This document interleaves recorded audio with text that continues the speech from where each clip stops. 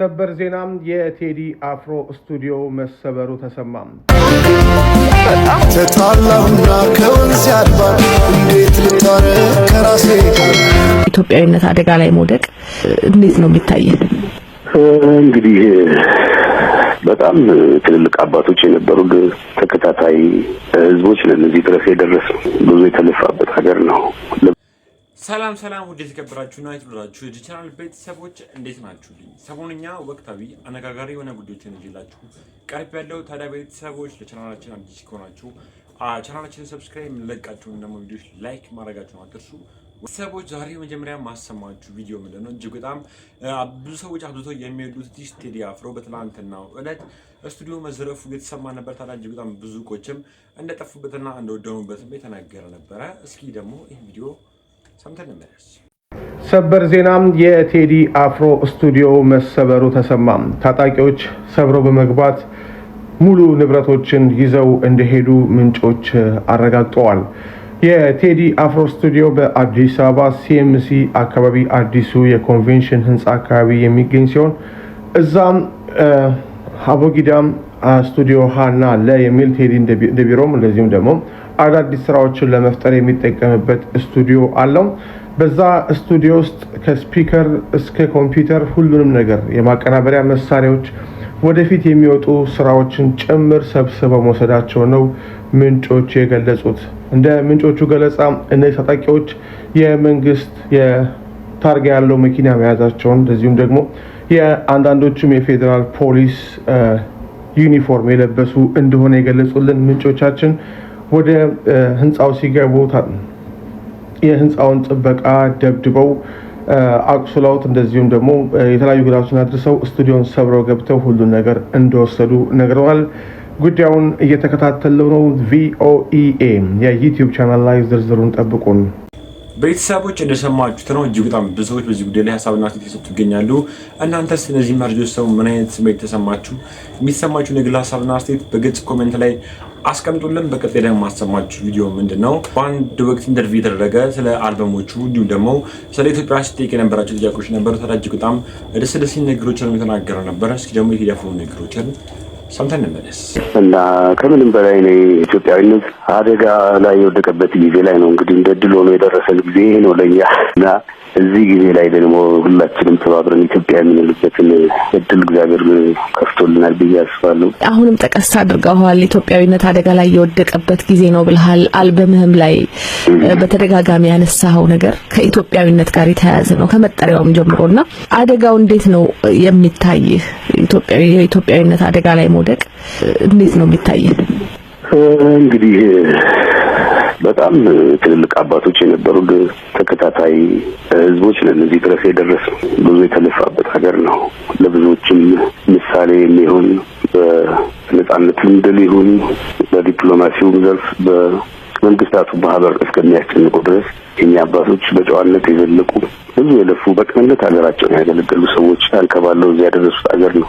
ሲቀድምም ከዛም በፊት እና አጋጣሚ ሆነው እንግዲህ በተፈጠሩ አለመግባባቶች ያለው ብዥታ በእውነት የሀገር ህልውና የራስ ህልውና ነው፣ የጋራ ህልውና ነው። ሀገራችን መዳን የምትችለው ኢትዮጵያን እንደቀደመው መንፈስ በአንድነት ሆነን በፍጹም ቅንነት ለመቀጠልና ለማስቀጠል በጋራ ስንጥር ነው። ምክንያቱም ይሄ ቢሆን ደስ ይለኛል የሚባል አይደለም፣ መሆን ያለበትና የህልውናችን መሰረት። ስለዚህ በዛ ስሜት ነው ከሀሳብ ፍጭት እንዲህ ቢሆን ይሻላል ከሚለው በጋራ ጉዳያችን ላይ ልንመክር ከምንችልበት አጀንዳ በላይ ብዙሃኑንም ባይወክል በተለያየ በቋንቋና በጎሳ ያለው ሁኔታ ነው ያለው። ይሄ የሚታይ ነገር ነው። ይህም ደግሞ ሁኔታ በተቻለ መጠን አስተካክለን ወደ ጋራ ጉዟችን ለመሄድ ብዙ መብላት ያለባቸው ሰዎች አሉ፣ ብዙ የተራቡ ሰዎችም አሉ። ታሪካችንን በረሃብም ተበላሽቷል። በዚህ ራሱ መቆጨት አለብን፣ መናደድ አለብን። ቁጭት ከሌለም ወደ ለውጥ ለመሄድ ኃይል አናገኝም እና ትንሽ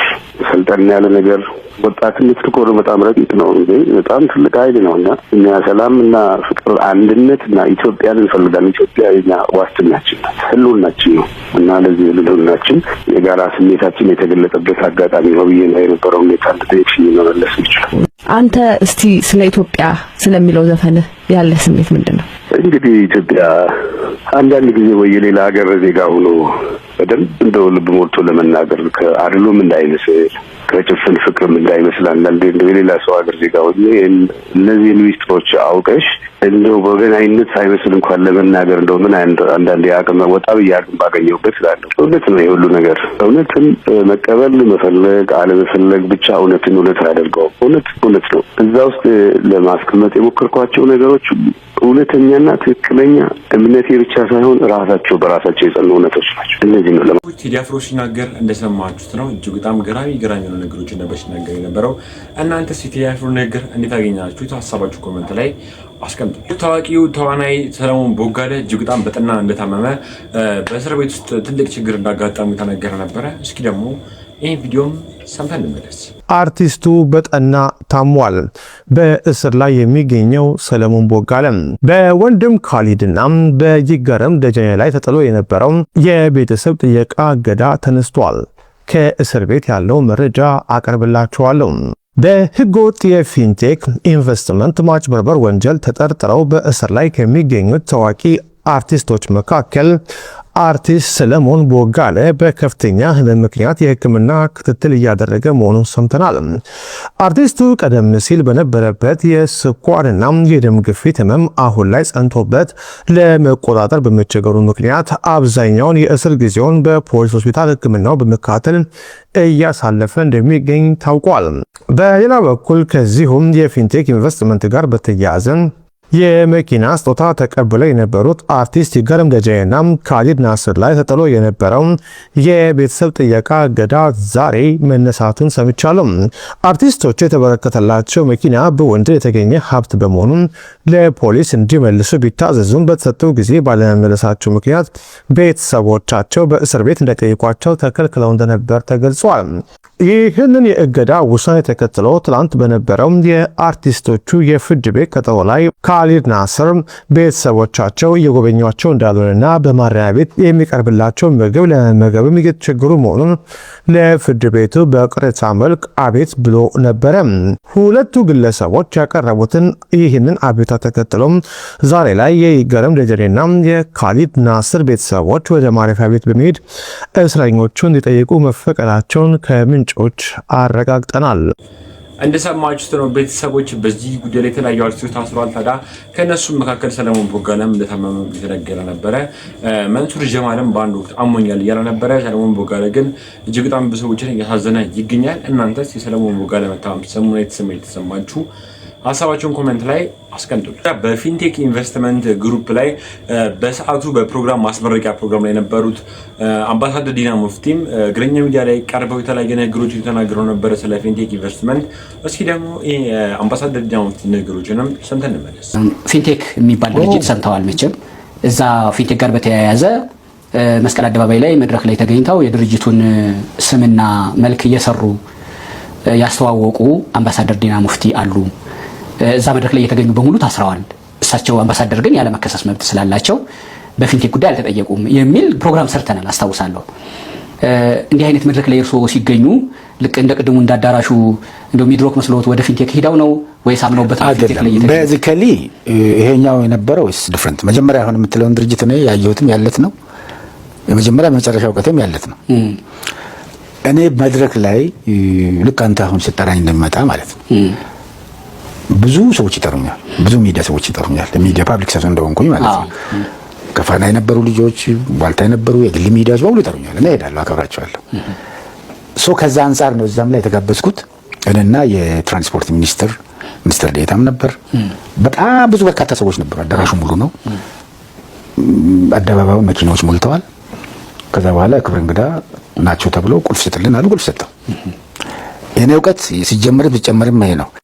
አለበለዚያ እንትን አምባሳደርም አይደለሁም። ምንድነው የድርጅቱ አምባሳደር አይደለሁም። መኪና የሚባልም ነገር ከዛ ወሰድኩት ነገር የለም። የራሴ መኪና ነው አይደል? ለሌሎች አምባሳደር ሹመት ሲሰጥ ለአርቲስቶች እርሶ እዛው ቦታ ላይ የተሰጠው አይደለም። ከዛ ፊት እነሱ ኦልሬዲ ቀደም ብለው አብረው ይሰሩ ነበር መሰለኝ። እኔ ግን that is the day ግማሽ ቀን እኮ ነው ልክ አሁን ነገ አንተ ብቻ ናት እቺን ወስደው አውት ኦፍ ፕሮፖርሽን እሱ እንዲህ አድርጎ ሲጀመር በጣም የሚያሳዝነው ነገር ታሪክ ወደፊት የሚገልጸው ነገር ነው። ይሄ ደግሞ ብዙ ያውቀዋል። ሰዎችም ራሳቸው ቢጠየቁ ያውቃሉ። ያለት ነው የመጣሁት ነው አርቲስቶችም ያውቃል፣ ሁሉ ሰው ያውቃል።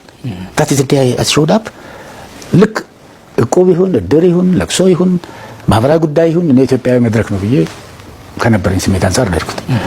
ዓለምን በኢትዮጵያ ወከልኩ ሰውዬ የትም ሀገር ሄጄ ኢትዮጵያን የተሰበሰበበት ቦታ ላይ ከጠሩኝ እሄዳለሁ። ከዛ አንፃር ነው ልክ አሁን ሚዲያ ጠራኝ። የሚዲያ እግረኛው ሚዲያ ምንድነው? ከየት ነው የመጣው? ምን ይሰራል? ፊንቴክ ነው ምናምን ነው እንደ የለኝም እኔ አይደለም አይመለከተኝም። በዚህ ከሊ የህዝብ መልእክት የሚተላለፍበት ለህዝብ ጥሩ ነገር ማስተላለፍ የሚቻልበት ነው ብዬ ነው። that's what happened ታሪኩም ይሆን ቤተሰቦች አምባሳደር ዲና ሙፍቲ ንግግሮችን እንደሰማችሁት ነው። አምባሳደር ዲና ሙፍቲ እኔ በጉዳዩ ውስጥ ምንም የለሁበትም፣ በፕሮግራሙ ላይ ና ፕሮግራም አስመልክተው እየተጠራው ምንም አላውቅም እያሉ ነበረ።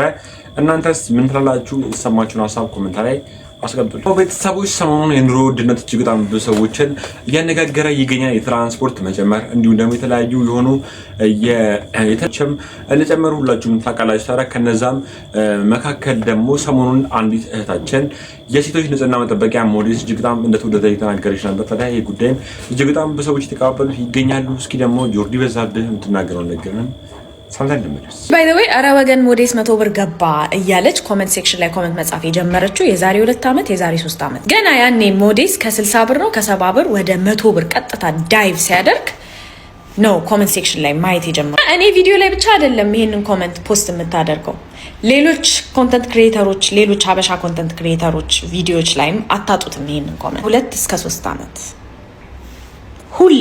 ሁሌ ኮሜንቷ ይሄ ነው። የመጡብን ላሉ ችግሮች እንደዚህ አይነት ነክሶ የማይለቅ ሰው ያስፈልገናል። ኮንሲስተንትሊ ስለዛ ነገር ባለው አቅም የሚያስብ የሚያወራ የሚጽፍ ሰው ያስፈልጋል። ቫይራል የኢትዮጵያ ቪዲዮዎች ላይ ኮሜንት ሊያነብ የሚገባ ሰው በሙሉ ይሄንን ኮሜንት ያየዋል ያነበዋል። እና ምን አመጣች ኮሜንት ሴክሽን ላይ እንደዚህ ስለጻፈች ምን አመጣች ምን ለውጥ አመጣች ምናምን ልትሉ ትችላላችሁ። ግን ኢማጂን ልክ እንደሷ ሁላችንም ሳይሆን ቢያንስ 30% የሚሆነው ሴቶች ብናደርግ እንደዚህ በየቀኑ ለ2 ዓመት ለ3 ዓመት ኮንሲስተንትሊ ስለዚህ ጉዳይ ብናወራ ብናሳስብ ብንወተውት ነክሰን ባንለቅ ለሲስተሚክ ችግሮች ለሲስተሚክ ጭቆናዎች እንደዚህ አይነት ኮንሲስተንሲ ነው የሚያስፈልገው። ወዴት አሁን 150 ብር 200 ብር ገባ ተብሎ በጣም ብዙ ቪዲዮ እየተሰራ ነው። በጣም ብዙ ሰው እያለ ሞዴስ 100 ብርም ሆነ 150 ብር 100 ብርም ሆነ 200 ብር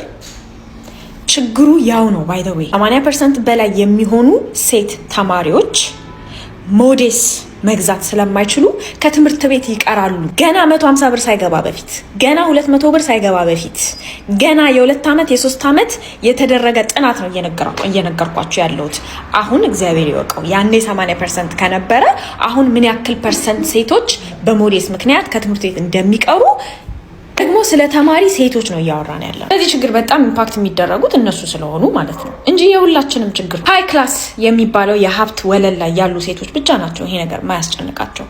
ሚድል ክላስ ላይ ያለች ሴት፣ ሎወር ክላስ ላይ ያለች ሴት ያስጨንቃታል። እናት የሆነች ሴት ከልጇ ዳይፐር ላይ ከልጇ ወተት ላይ ሰርቃ ነው ሞዴስ የምትገዛው። ማሽቀን ተጠቅማ ለምትጥለው ነገር ማለት ነው። እዚህ ጉዳይ ላይ በጣም ብዙ ካምፔን ተሰርቷል። ባይ ዘ ዌይ በጣም ብዙ ድርጅቶች ይሄንን ችግር መፍትሄ ለመስጠት ሞክረዋል። መንግስት የተለያዩ አይነት ፕሮፖዛሎች ቀርቦለት ነበር። ታክስ ጋር በተያያዘ ሮ ማቴሪያሉ ከውጪ ሲገባም እዚህ ሲሸጥም ታክስ እንዲነሳ የተለያዩ ጥረቶች ተደርገዋል። እነ አደይ ፓድስ እነ ጀግኒት የተለያዩ አሁን ላይክ ማላስታውሳቸው ድርጅቶች በጣም ብዙ ልፋት ለፍተውበታል። ግን ችግሩ ከድጡ ወደ ማጡ ነው እየሄደ ያለው። እኔ ፕሮፖዝ የማደርገው ነገር ምንድነው? ያላችሁ ሴቶች ገንዘብ ያላችሁ ሴቶች እዚህ ጉዳይ ላይ የሆኑ አይነት ፕሮጀክቶችን አስባችሁ ቢያንስ መንግስት ትምህርት ቤት ላሉ ተማሪዎች፣ ለጎዳና ተዳዳሪዎች፣ አቅም ለሌላቸው ሴቶች ሞዴስ ገዝታችሁ የምትሰጡበትን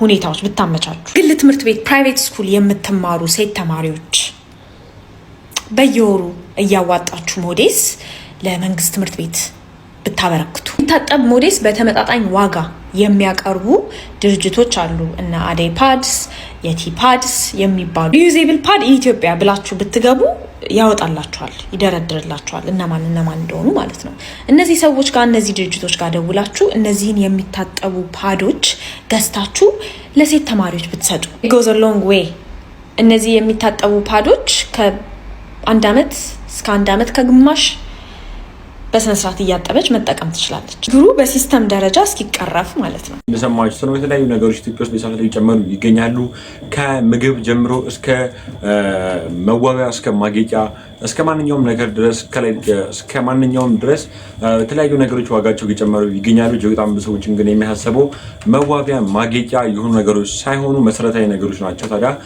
አሁን ደግሞ ታች ተናገረ የነበረው ነገር ደግሞ ለሴቶች ደግሞ በጣም ጠቃሚ እንደሆነ ተናገረች ነበር እዚህ ሰው ምን አይነት ስሜት ተሰማችሁ የሚሰማችሁን ሐሳብ ኮሜንት ላይ አስቀምጡ ቤተሰቦች እስኪ ደግሞ አሁንታ በርሻ የሚናገረው ነገሮችንም ሰምተን እንመለስ በ3 ወር መኪና እናስመጣላችኋለን የሚሉን በ3 ወር ነው የሚያስመጡን ቤታችንን የሚያሸጡን ንብረቶቻችንን የሚያሸጡን የቤተሰብ ውርስ ሸጠን ለነሱ ምናስረክባቸው እነዚህ አካላት ኢትዮጵያ ላይ በተለይ አዲስ አበባ ላይ እንዴት እንደተሰራፉ ብታዩዋቸው ሀገር ባለቤት የላትም ወይ እንድትሉ ያረጋቸዋል እንደኔ እንድትገነዘቧቸው ልቦና ይስጣችሁ በተለይ ደግሞ ሳኮ የሚባሉ ተቋማት አላቸው የራሳቸው ነው ሳኮ የሚባለው ብድርና ቁጠባ ተቋም በቀላል አማርኛ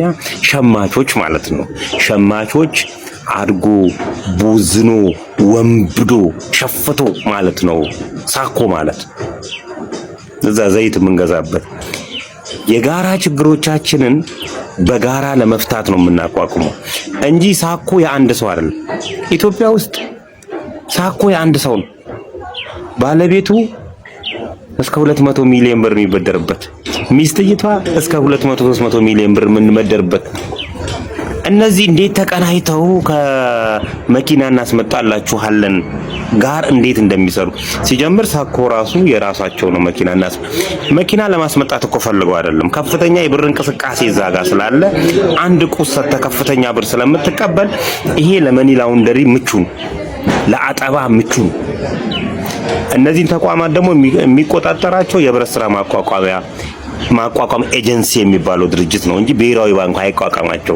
አይቆጣጠራቸውም አያቋቁማቸውም ጭምር ስለዚህ ምቹ ነው ይሆነላቸው ሲቋቋሙ ጭምር ወረዳ ማቋቋም ይችላል ክፍለ ከተማ ማቋቋም ይችላል ቀበሌ ማቋቋም ይችላል ቢኮዝ አላማው የአንድ ችግሮችን የጋራ ችግሮችን በጋራ ለመፍታት ስለሆነ የተቋቋሙ እነዚህ እንዴት ኮላቦሬት አድርገው ከመኪና እናስመጣላችኋለን ጋር ከነ ኢትዮ ካርስ ጋር ከነ ጂ ፓወር ጋር ያማል ነው የምላችሁ ያማል የሀገር ሀብትን እንዴት አድርገው እንደሚያሸሹ ካገር እነዚህ ናቸው ቢኮዝ ከጎናቸው ወዳደራላቸው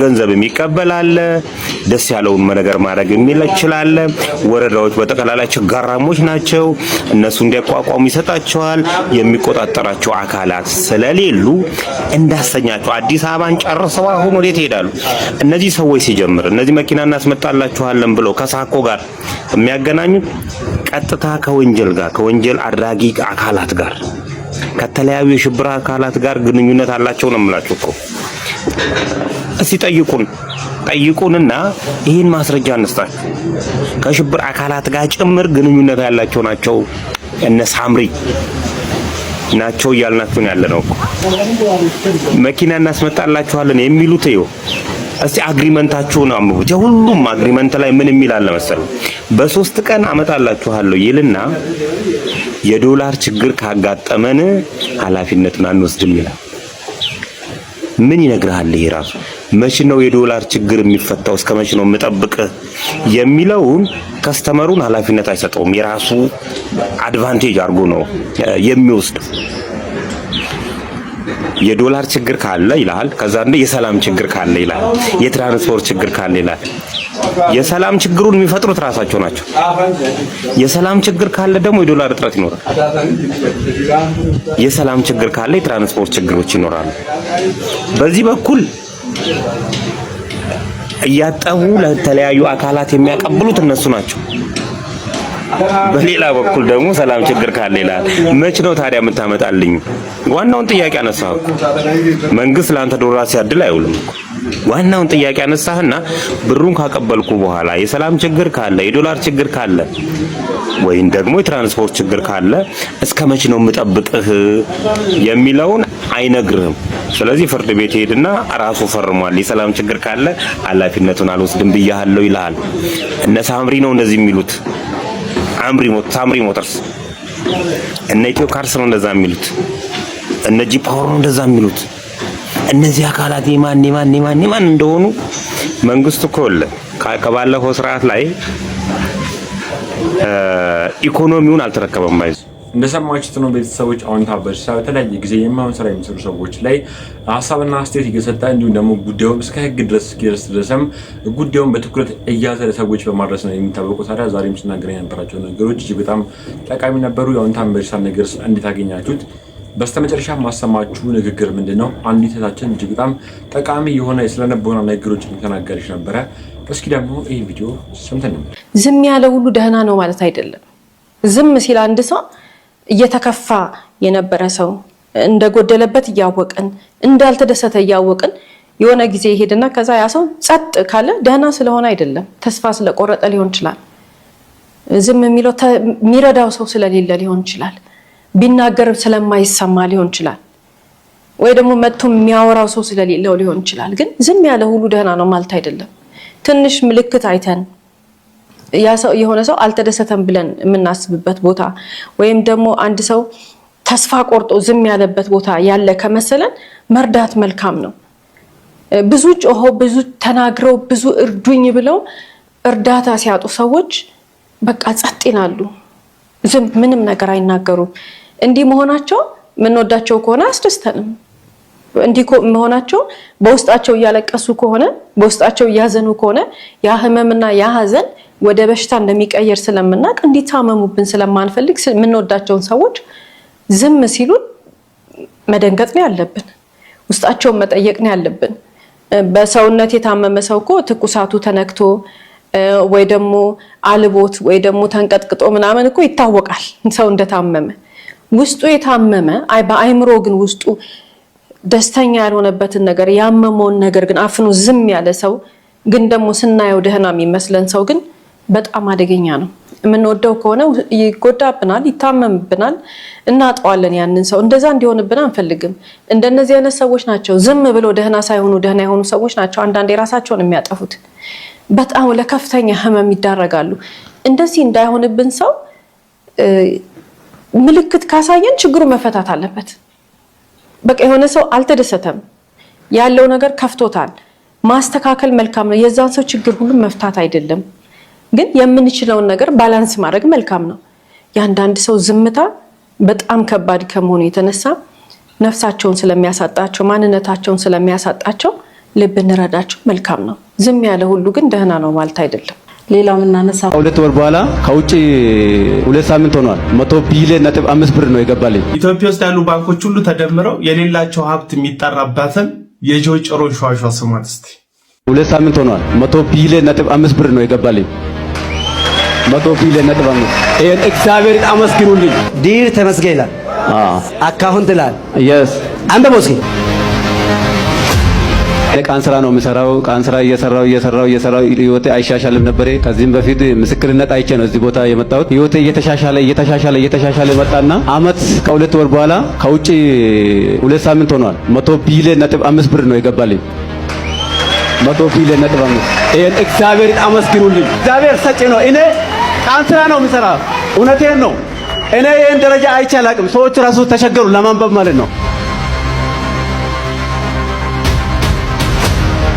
በሁለተኛ ቀን በሶስተኛ ቀን ብሩ አየሁት። ከዛ ባንክ ቤት እጅ ጠይቁ ምንድነው ይሄ ሁሉ ገንዘብ አለ እንዴ አለ። ይኸው ስማ ከላይ ምንድነው ብሎ ዲር ተመስገን ይላል። አካውንት ይላል። yes አንተ ቦስኪ 100 ቢሊዮን 568 ሚሊዮን 298,796 ላውጅላችሁ ማያራሴታ በጌታ በኢየሱስ ስልጣን እግዚአብሔር ያስደንቃችሁ። ግለሰቡ በሚራክል ደንግጦ ነው መሰለኝ መብራት ጠፋ። በሀገራችን ትልቁን ካፒታል የሚያንቀሳቅሰው የኢትዮጵያ ብሔራዊ ባንክ አጠቃላይ ሀብቱ 2 ትሪሊዮን የኢትዮጵያ ብር የሚያክል ነው።